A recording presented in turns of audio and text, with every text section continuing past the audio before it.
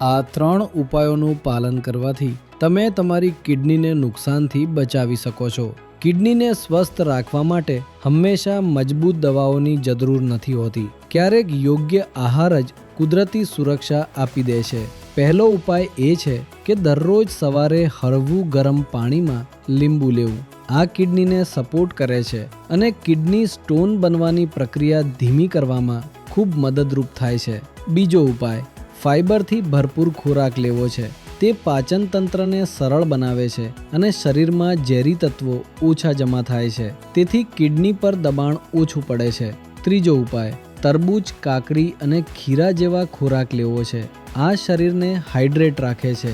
યોગ્ય હાઇડ્રેશન કિડનીની સુરક્ષા માટે ખૂબ જ જરૂરી છે. આયુર્વેદમાં એક ખૂબ જ સરળ અને કુદરતી ફોર્મ્યુલેશન જણાવવામાં આવ્યું છે જે કિડનીને સપોર્ટ કરવામાં મદદ કરે છે. જો તમે આ નુસ્ખો ઉપયોગ કરવાની સાચી રીત જાણવા માંગો છો તો કોમેન્ટ કરો.